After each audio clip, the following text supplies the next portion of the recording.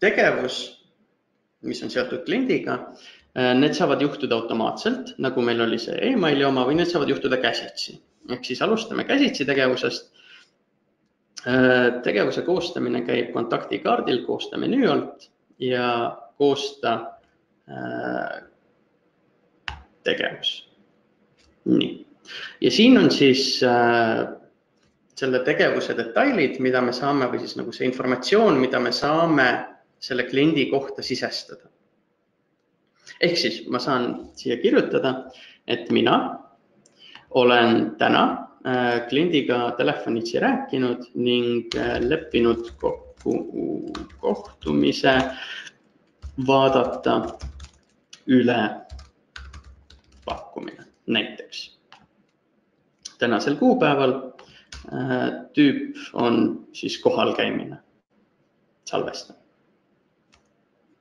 Ma pean sellele määrama ka kellaaja, ehk siis ütleme, et 10-11 ilmselt sobib. Tore. Nii, salvestan selle ära. Ja nüüd on siis see meil olemas siin kliendi hetkeseisus ka olemas.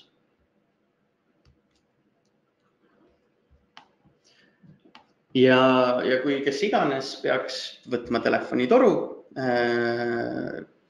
siis tema teab, et mina olen täna sellest kellaajast selle kellaajani seal kohal. Ehk siis kui klient peaks helistama, ütlema, et tere, et kedagi ei ole veel jõudnud, kas on tulemas, siis ta saab öelda, et jah, on küll.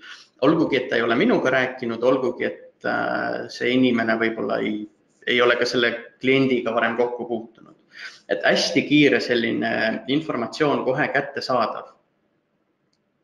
Nüüd selle tegevuse nii-öelda konteksti koha pealt siin saab panna päris palju asju selliseks kohustuslikuks, mittekohustuslikuks. Kui me räägime sellisest lihtsamast kliendihalduse kasutamisest, nagu meil on siit välja tulemas, siis sellest nagu täiesti piisab, et lihtsalt ära täita see kommentaar, mis on nagu see sisu.